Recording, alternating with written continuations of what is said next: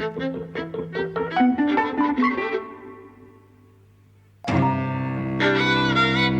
and welcome to Eavesdropping at the Movies. I'm Mike. And I'm José. And we're on the third and final Dark Knight movie. The Dark Knight Rises from 2012. Yes. We're 8 years on from the previous film, The Dark Knight. After Harvey Dent's death and the lie that Gary Oldman and Batman keep to themselves, Commissioner Gordon and Batman keep to themselves, the Dent laws, or the Dent Act, has been put into place.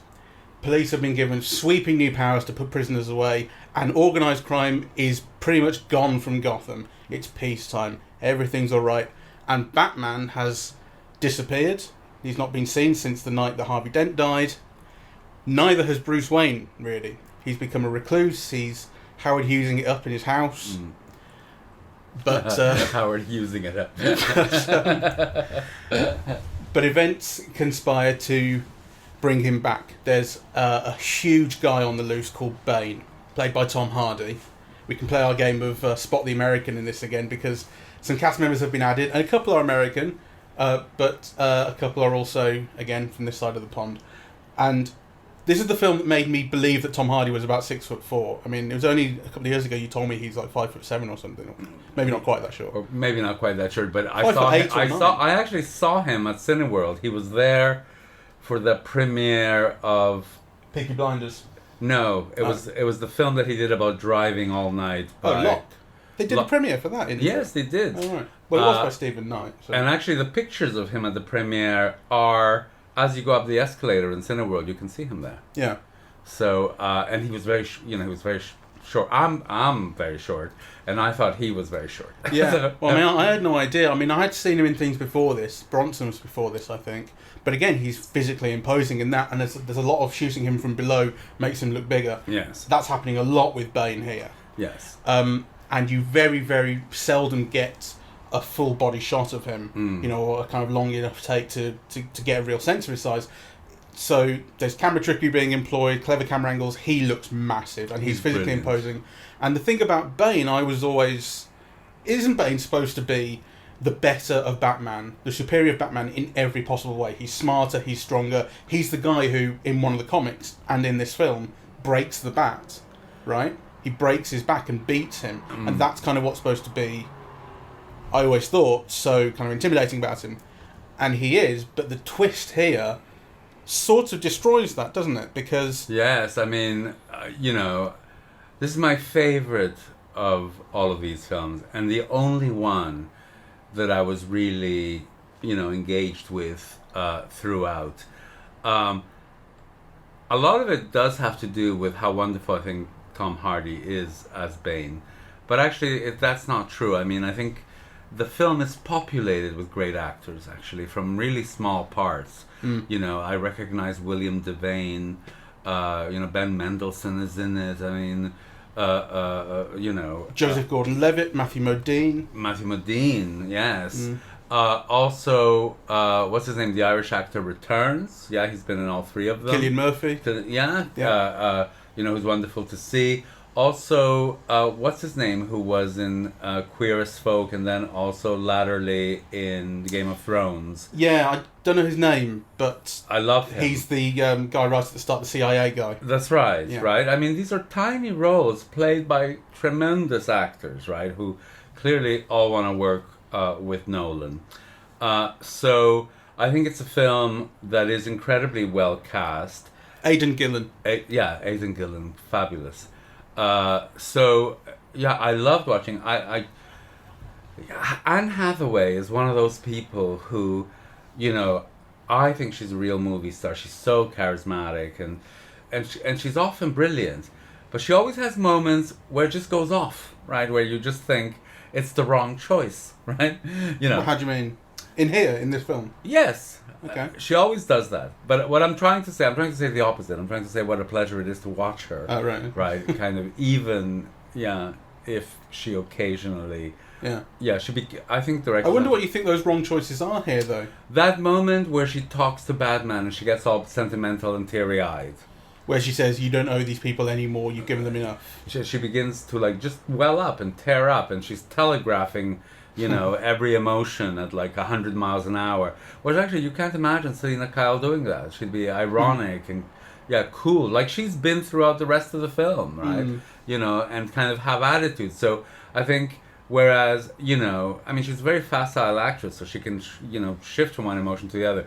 But her tendency is always to sentimentalize, right? And I think it's kind of off. Okay, that's not what I thought about that moment, I must say. I mean, that moment to me spoke of... Throughout this film, Selina Kyle, Catwoman, has a connection to the lower class in the city. She's part of it, and she's part of the criminal class. I mean, it's petty criminality. She's not an organised criminal. But, when she gets to know Bruce Wayne through stealing his stuff initially, he's obviously a super billionaire, and she's always making comments about how his half lives, and when he loses everything, he gets to keep his house, and she says, even the rich don't go poor like the rest of us. Sure. And there's this thing, there's something happening in that part when, she, by this point she knows he's Batman and all the rest of it, and he's come back, and she's saying, you've given me your Batbike, I'll do the thing he said, I'll blow up the tunnel and then I'm leaving, I'm gone, and you should too. And she has no sentimentality for this place. And, it's not just... She does have that ironic coolness going on in so much of the film, but there is something beneath it. I mean, Batman's constantly telling her, there's more to you than this. I think a less sentimental actress or a better director would have conveyed her emotion without her going so full on about it. And I think it's her weakness as an actress. I didn't feel it was full on, but actually I'm not normally one who defends Anne Hathaway, and I think this is by far the best performance I think I've seen her give. It's a very enjoyable performance, and she looks fantastic. And actually, and when she's being ironic and cool and, in action, she's very good. I love how she moves in this. There's a point right at the start when she's playing the maid, and Bruce Wayne discovers her, and she's trying to be, I'm sorry, I shouldn't be here. And then he says, no, you've broken into my safe, it's uncrackable. And she...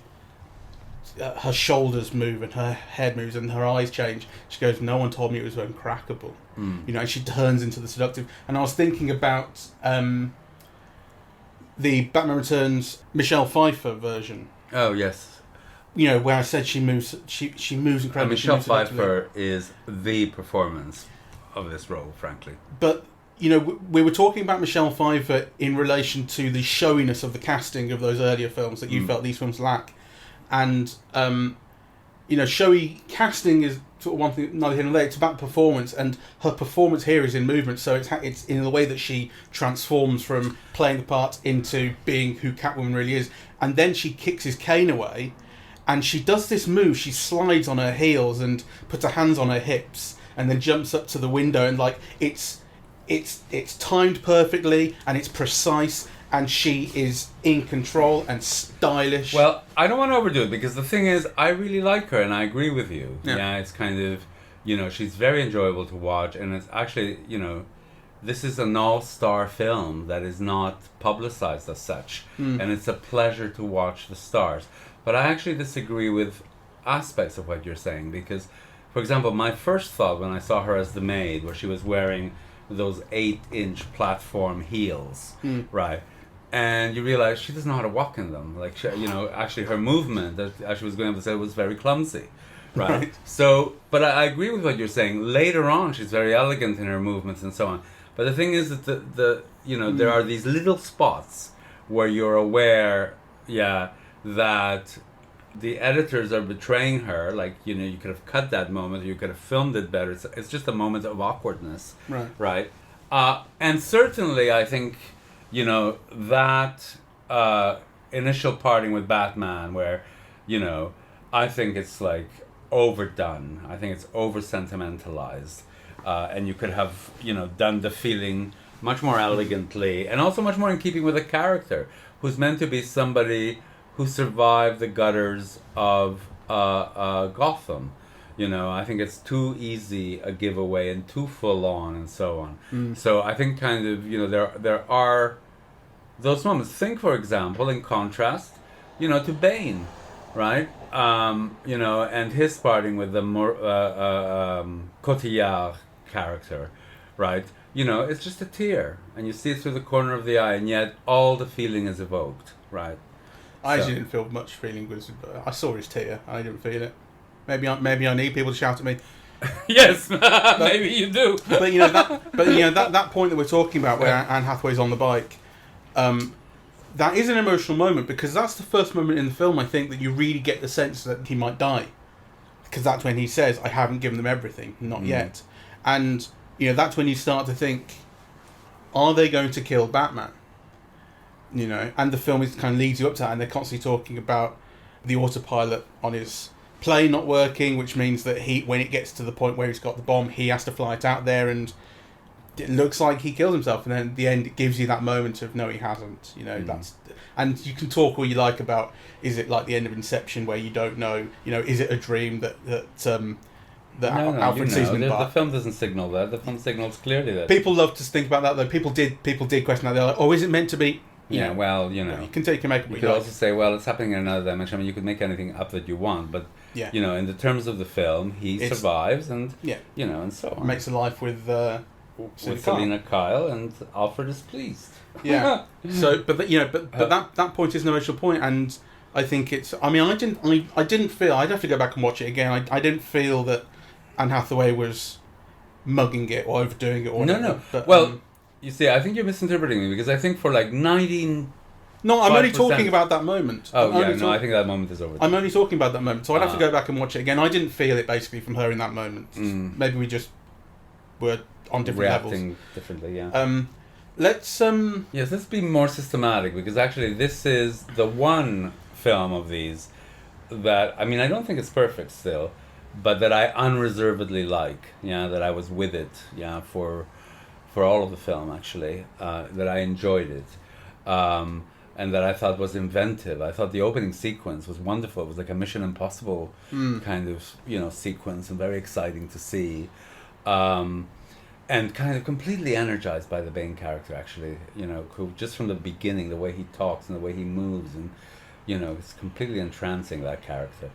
And it's as original a version of that character as Heath Ledger's Joker was, I think. I think so. People were looking for, what's the version going to be? Well, I mean, my view really is that, in terms of these, charismatic performances, yesterday's film, the Heath Ledger film, Heath Ledger's was the only one, really, whereas actually this film is peopled by a whole series of performances like that. Who was the young girl in Killer Joe? Juno Temple. Yeah, because she plays Selina Kyle's sidekick here, right? And it's just a tiny role, right? But even in those tiny roles, people like that really bring something. Yeah. And the film is full of, star casting in all of these tiny roles, and it pays off. Yeah, you appreciate them. They bring something to the party.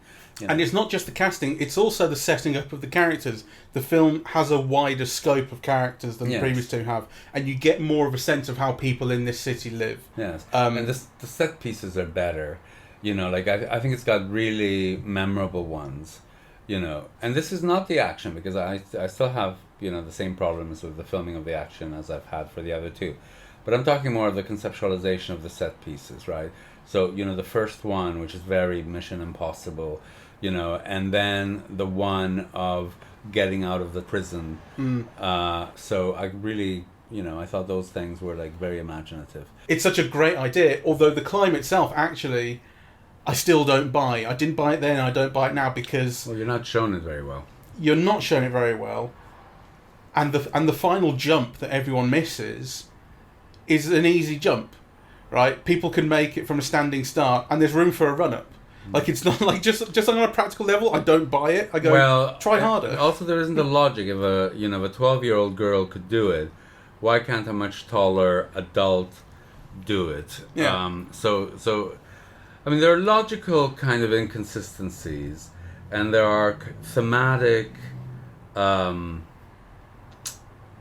elements that are not very well tied together or worked through in this film. It feels like a hodgepodge of ideas. So on the one hand, the film is clearly connecting with the events in Wall Street in 2008. Yeah, there's a whole sector of the film where that gets reflected. And there's a whole theme under it as well of inequality. There's a whole theme of inequality, but very, very poorly thought through. So, it is drawing on all of these elements of the French Revolution and Robespierre and the kangaroo courts and, the rich kind of being punished. And, but actually, you think for most of the film, I thought, again, that there are these like almost fascist tendencies that the film, wittingly or unwittingly, is kind of conveying. Because, if you think of Bane as the poor person born in the gutter who hasn't seen daylight in 30 years and who's a real underclass person, and you're still meant to side with, billionaire Bruce Wayne, there's something just off about that, right? Bane is definitely put forward as he has the shape of a revolutionary figure, standing on top of the cop car, shooting down the prison walls, getting the prisoners out, saying, "This is your city, you live how you like." I know, but he's represented as conveying a reign of terror. Exactly. So again, it's like this underclass person and so on is bad. He brings chaos and terror and death and disaster. Yeah, exactly. So that's a very weird thing. And then, of course, the film recovers it a little bit, by spoilers, if there's still anyone, listening who will find this a spoiler. But when the film shifts the onus from her to Marion Cotillard... From him to Marion Cotillard, all of that changes. Because, she is the daughter of Ra's al Ghul. In some ways, she is the daughter of power as well as Bruce Wayne is. So the film makes kind of like an interesting homology there between Bruce Wayne, Selina Kyle, and the Marion Cotillard character and Bane. One high, one low. To be Ra's al Ghul's daughter is somebody. Well, kind of. But the film says he became someone, but he was a mercenary. But then he became Ra's al Ghul. But the thing about Bane is, like I said at the start about the twist being that this woman is not whatever her name was. She's Talia al Ghul, and she is a real mastermind. It means that the story that you've been told the whole way through about this child that was born in prison, Ra's al Ghul's child, born in prison and climbed out, is her. It's not Bane. You actually then don't really get any background for Bane. What you get is Bane was obviously older than her, because when you do see him demasked in a flashback briefly in that prison, and he's Tom Hardy. Yeah, but he's a very young-looking Tom Hardy. But he's, 20-something, right? He's older than she is. She's a tiny little kid. So he, for whatever reason, became her protector and then was beaten to fuck. You don't really know why. There's just a brawl, which is when she escapes. And when she comes back, he's been disfigured, and that's why he's got the mask. But where he comes from, you don't know if he was born there. He never climbed out. That's not his story. He's really no one. And that's what I was saying earlier about the twist sort of devaluing everything I thought I knew about Bane, because I was bringing that to the film. Like, this is the ultimate villain. This is the one who's supposed to have beaten the Bat. And he does, but then you're left with no actual reason of why is he so great? How did he beat the Bat? How does he know who he is? Why is he so strong? That's actually completely blank after this is over, because it wasn't him. Right? He is second in command. Well, the film is full of like inconsistencies like that, or things that don't feel complete.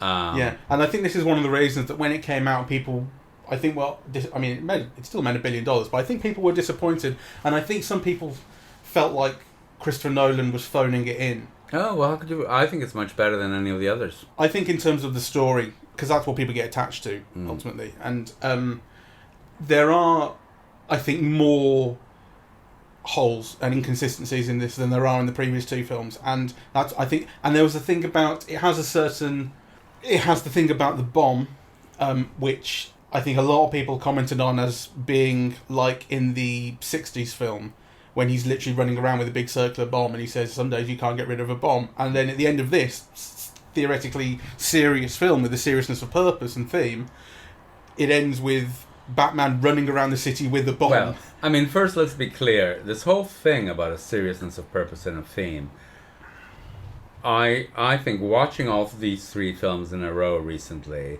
I mean, that sunk that idea, because, you know, I think if that's what you're positing this film as, it sinks. It doesn't hold up, you know, kind of. I don't think it's a serious film about serious ideas. I think it's one that has, like, ambitions, but actually it doesn't match its ambitions. You know, if you think through the film of injustice or inequality in this film, it just doesn't hold up, you know? I mean... Well, it's not so much that it doesn't hold up, but what you're saying about the way these ideas come across as fascist, you know, has some truth to it. Maybe you actually end up going, Batman just kind of is a fascist.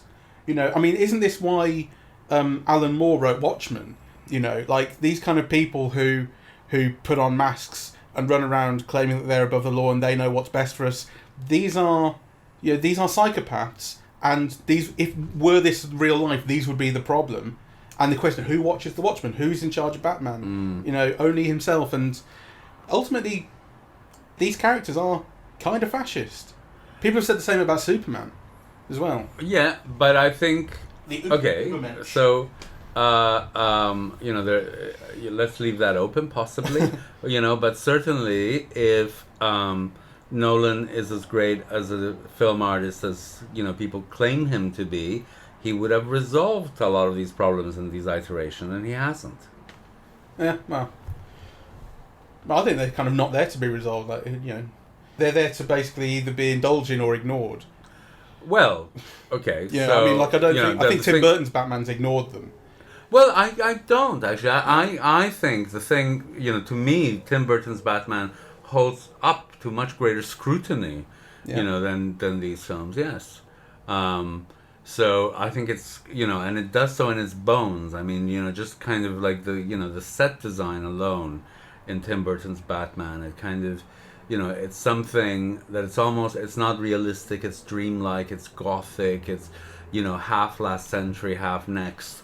Yeah, it's. So I mean, we're not talking about the set. We're talking about ideologically. Well, I'm saying kind of ideologically, Tim Burton's Batman doesn't feel fascist to me, and this. That's what I mean. Yeah. That's what I say. That's what I mean when I say this idea that actually maybe this is fundamentally fascist can either be indulged in or ignored.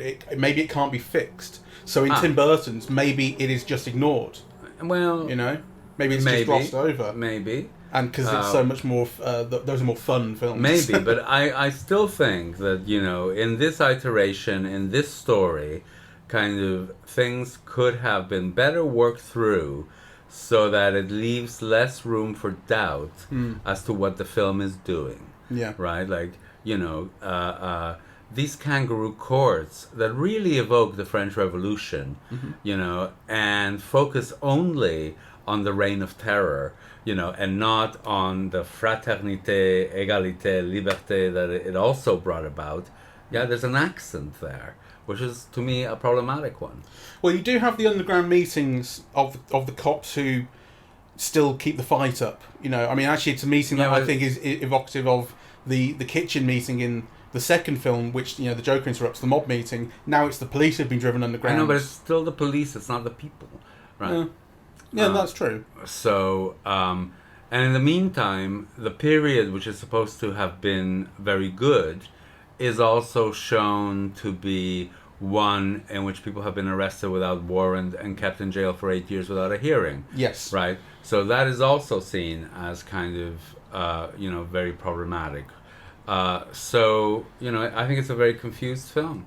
I think those ideas are now worked out kind of well. I do agree. I was unfair to the second film when I said, you know, that one's not about the battle for the soul of Gotham, that the trilogy is about, you know, when I said the first and last are really about that because they're about the League of Shadows and Ra's al Ghul. Whereas the second one actually is full of that. As we said, we were talking about Harvey Dent is the symbol of the soul of Gotham in that film, and it's the fight for him that is between Batman and the Joker. So actually that film is full of it.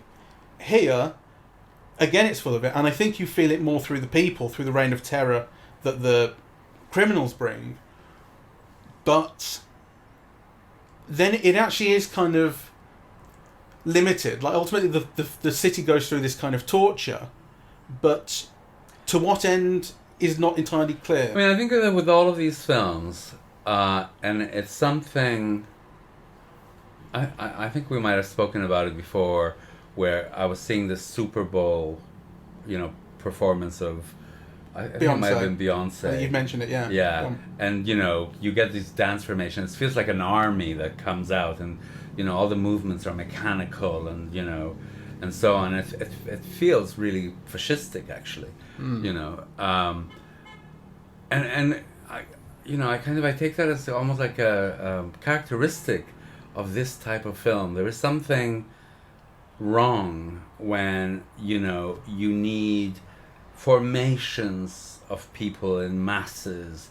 You need to destroy football stadiums with hundreds of thousands of people in it. You have Batman going through Gotham skyline, and it doesn't matter that he destroys a building, like nobody gets hurt, but there's nobody blah. Even when the atomic bomb gets detonated. I was thinking of Nikki. The poor fishes, right? And and surely there must be it's an environmental disaster. There must have been sailing boats or fishing boats or people died and suffered. And the film glosses over all of that, right? It doesn't matter, right? And I think there's just something wrong with that kind of wanton mass destruction in which nobody suffers. And I also thought that, at the end of the film where they're unveiling the statue, this is a city that must be like Beirut is today, right? I think the last thing on anyone's mind is to have a ceremony with a statue. I know that I'm focusing on, the film is not meant to be realistic on that level, and in some ways it's wrong to look at it, on that level. But I think that there's no payoff to mass destruction, in terms of suffering or real loss or so I think to me this is a fault in the film, because the only time that I felt emotion, that I felt moved by anything that was happening, you can move an audience through in many ways, right? You can move them through injustice, the recognition of injustice. You can move them through suffering, none of that is moving in any of this. The only moment that I felt anything was, in that evocation of love between Bane and the Cotillard character. Really? Yes. Man, I didn't feel that. That point of revelation, raises all these questions about who the villain is supposed to be, and why was I worried about this Bane guy if he's just the lackey kind of thing. And it's also a long kind of drawn out bit of monologue that she has to explain, it's a bit of exposition there. So, maybe I get distracted by that. I don't feel it, but maybe I just wouldn't feel it anyway. I think it's kind of. I just think it's kind of silly. Okay. Well, maybe if I get moved by things, maybe I got moved when he said, "I haven't given them everything. I haven't, not yet, not everything, not yet."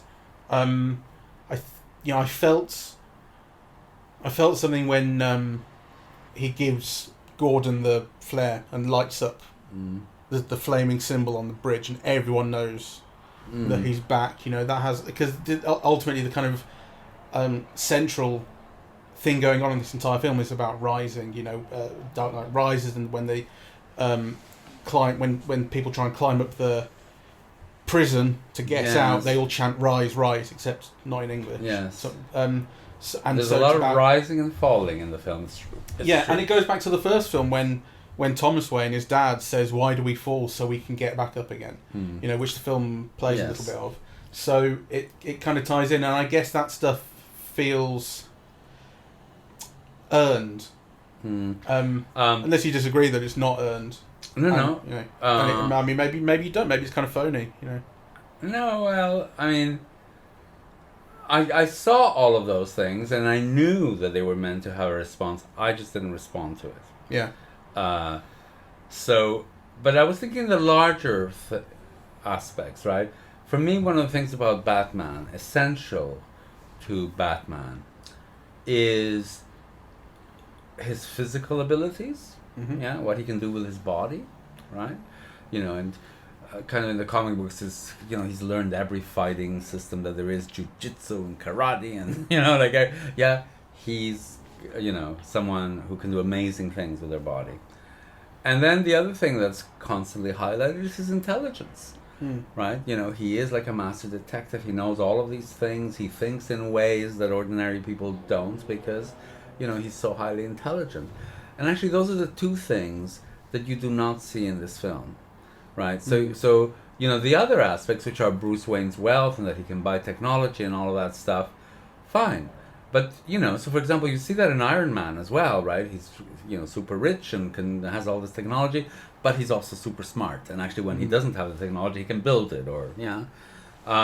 Whereas you never get that sense that Bruce Wayne, is outthinking someone. Exactly, right? And actually, I also think it's in keeping with this, you know, valorization of dumbness in American culture over the last 30, 40 years, and the suspicion of intelligence and culture and learning, right? Because that is central to the reason why Batman is Batman. He can outsmart you, right? And actually, he can outsmart you in a fight, right? So, and this manifests itself in the film in various ways. I hate the costume, right? And part of the reason why I hate the costume is because it feels like armor, right? It doesn't allow you to see the body in movement. Now, you know, kind of, you can get an audience to buy a lot. You could have had something that allowed you to see the body in movement, but you could also say it's the super technology that deflects bullets. I mean, you don't need to have it as an armor. And actually, it being an armor means something, you know, in itself. Yeah, it's a protective thing rather than an outward thing. Yeah, so I hate the outfit, and I think it also goes contrary to one's expectations of Batman. Yeah, which is to see physical grace and agility, and you know, and to see it, right, where the that armored body prevents you from doing it. So I hate the design of all of that. I also hate the design of the Batmobile and all of that stuff. I think it feels military, right? Well, that's the idea. I'm not saying you're wrong, but the idea is that it is developed for the military that he then uses. So, like, it's given context within the film, but you may say, well, it's just wrong to conceptualize it that way to begin with. Well, no, but you could also conceptualize it that way and then not have the Batmobile look like a tank. I mean, you know, in other iterations of Batman, you know, it's still like a lot of this technology is developed, you know, for the military or whatever, but actually, it doesn't mean that you need to put it in a tank. I mean, you could have put it in a sleek Lamborghini or something, and you know, have the same technology operate in it, and have the car do the same thing, right? The only bit of that I liked was the motorcycle, that reworked itself, that put itself back together. I thought that was a neat kind of physical special effect. Yeah, I must say, it feels like the objection to the tumbler, the car, and to the suit. And I'm not saying you're wrong to object to them in the way that you are, but they do actually feel like fundamental objections to the way the films are working. Like they are working in a mode which allows this stuff to be explained more plausibly or realistically rather than explaining it away as this is the Batman thing that's enjoyable and this is a vague idea of how he got it. Well, you know? No, I think you could do both. But you're right in that this is a larger problem with the film, because I think militarizing the costume and the Batmobile and all of these iconic things that you associate with the Batman and which had heretofore not been militarized, is in keeping with, you know, the film's, you know, I'm sure that Christopher Nolan's a very progressive person and so on, and I'm not sure how they've thought this through, you know, but there are certain things in the film that kind of really evoke a kind of a fascist aesthetic, and the militarizing of all of that is part of the problem. Yeah. Okay. And the idea that, you know, a bunch of lefties come in and destroy the stock market and then rule, as you say, a reign of terror, and it's like we need the king of billionaires to come back and save us. It's a problem.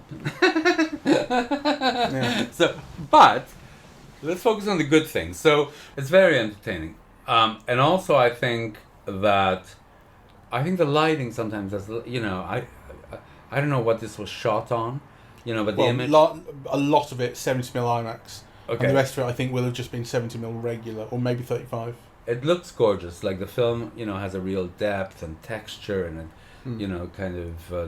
it captures the light beautifully, So that I thought was like a great pleasure to watch, and I did think, that the framing and the composition and so on were to me more interesting than they had been in the previous two films. Which is interesting, considering that this is a criticism that I made of the Dark Knight's compositions, is that maybe they were composed for IMAX and they look their best in full IMAX, and when cropped down, they don't look so good. A lot more of this has been shot and composed for full frame IMAX than was in the Dark Knight. Right. Much more. I mean, you can tell again, we saw this on IMAX digital, not full IMAX, but you can tell from the crispness and sharpness of the image when it's IMAX and when it's not. And there's also a slight change in aspect ratio, but not very much, because it is a widescreen screen we're looking at. But I mean, you can tell. So I think you maybe would expect that problem more here. Yes, and with the cropping. And I mean, maybe I'm wrong. Yeah, I'm just telling you my feeling on it. Yeah. Is that it seemed to me more visually interesting. There's a more interesting shot selection, but I think there are also more interesting setups to take advantage of. Ah, yes. I think that's one of the things, like the football player running across the field as the field disintegrates behind him. Okay, but I don't think there's anything quite that novel in the previous film. True. Whereas other things, for example, if you look at the scenes in Selena Kyle's apartment, right, you think, what amateur shot that, right? Yeah.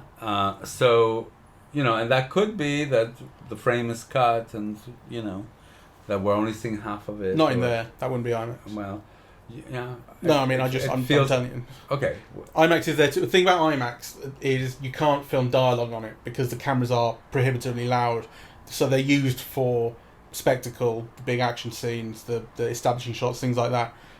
Once you get people in dialogue, seldom is it IMAX, because you can't use it for that. I think those scenes are shot very unexcitingly. Yeah. I said in a previous podcast, maybe the Batman Begins one, that I felt over time Christopher Nolan's action direction has become more refined. And I think this film demonstrates it, although interestingly, I don't think Interstellar demonstrates it, which was 2 years later. The fight between Matt Damon and Matthew McConaughey we talked about, we weren't impressed with at all. One of the criticisms I had of that was saying, remember the fight in Game of Thrones? Yes. That's so brutal. This film has some feeling of brutality to it when it comes to Bane versus Batman, in those two scenes where they fist fight. But actually, that's such an interesting comparison, the Game of Thrones one, right? Because with the Game of Thrones, you're emotionally involved and you're surprised, right? And you're seeing it I'm seeing it on a small screen, and yet the action affects you. Did you not feel affected by the action here? No. Even that central scene where they fight in the sewers. No, I never felt that any of them were in real danger, and also, like I said, all of that is being conveyed through the sound effects, right? Yes. And I think it's just not good enough.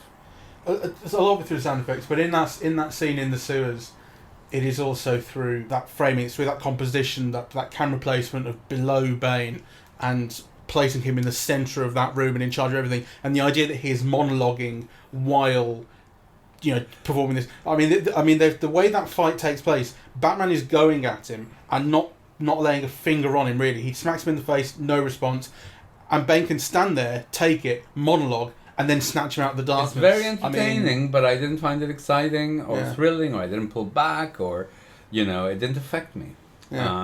So it affected me. That's where you go. This is the guy who beats Batman. This is where he's broken. There's nothing this guy can do to beat him. He has been finished here. I was thinking, his armor is protecting him. Okay, but then he does break his back, so then you get a crack. But the armor could protect him. I mean, in fact, it does. Was it not clear to you though that Batman had met his match here? Oh yes, no, he'd met his match, but my thing is that if you watch some parkour in District 13 or something, you really feel these bodies in danger, right? I mean, after all, it's just a body, it's just flesh and blood that you're carrying around with you. I.e., we're very vulnerable, right? So kind of part of a fight scene is actually putting your body in danger. How can your body be in danger when it's encased in a tank? There's an element of that, that's true. But then, his body can be in danger when Bane starts bashing his helmet in the head so hard that it breaks. Well, that's true. So it's kind of degrees of all of that stuff, right? I mean, I think a more exciting director or something, or a better concept, again, things that you often see in comic books is, Batman somehow figures out, the way into Bane's weakness or something is through the gadget in his nose, which, happens at the end. But again, that's not filmed very excitingly, right? It's almost like, you don't see Batman. Well, that is totally through the sound effect. When it breaks, you hear it break and you hear it go tss, and you realise he's made... in a better film, Batman would have figured that out and would have, that would be Bane's kryptonite and, he would have figured it out somehow, right? Whereas, Well, I think this goes back to... this certainly goes back to what you're saying about his intelligence, and you don't see his intelligence come through in this, and, this essentially you go back to him not really being a detective in this very much. The conceptualization of Batman here, and what makes him, I guess, is about spirit and soul. Like, that's where the film is concentrating. He has the spirit to get back to Gotham, to climb out of that hole, to re-engage his fear. The guy explains to him. Yeah, but beyond. I mean, he's also been depressed for 8 years. That's how the whole of the film begins, really. So he's not somebody who picks himself up very quickly. No, but he does eventually. Well, But Alfred says, you were gone for 7 years and now you've been gone for another 8. So. Yeah, I'm just saying, like, that is the conception here. Like, if you're saying, well, here's the problem, this is why he's not Batman. Like, this is at least what the film is trying to give you, that it's about his bounce back ability. Yes. Like, that is this version of Batman, and, I kind of buy it. Like, well, it's taken him a lot of years to bounce back. Yeah. I have a renewed appreciation of Michael Caine after watching this film. Because, oh, really?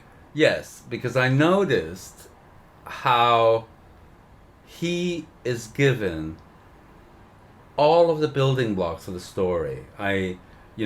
He does what supporting actors often do, which is, the hero acts, and then, the supporting actors fill in the blanks. Oh, yes, I went to the... it's because you went to the shopping center at 8 o'clock that the bomb was put at 2 o'clock in this... so they tell you all of the background story that enables the hero to act. And actually, Alfred is given masses of exposition, to recount. And it takes a great actor like Michael Caine to make all of those reams of exposition even vaguely human or much less interesting. He is given a lot, and he's actually very sympathetic, and he cries. We were saying before about people crying non-stop, Matthew McConaughey crying non-stop, and you're like, ugh, crying. Michael Caine's thing about crying, about, you fight the tears, whatever, but like, that's... he does that here. He fights the tears, but the tears come, and that's what's effective. He wants to not cry, but he does. Anyway, he's very good. Because he's lost 3 Waynes. Yeah, well. You trusted me, and I couldn't keep your boy safe. You didn't like that bit? So you're really, drawn to the cheap sentiment. I like when men cry. Well, I like when men cry. But I also not recently, you haven't. Well, I want those tears to be better earned. You don't think so? We've had 3 films of him looking after Bruce Wayne, and he's fucked it up, and no wonder he cries. Yeah, but you don't know anything about him, really. I mean, I noticed that there's a television series now about him. With these films,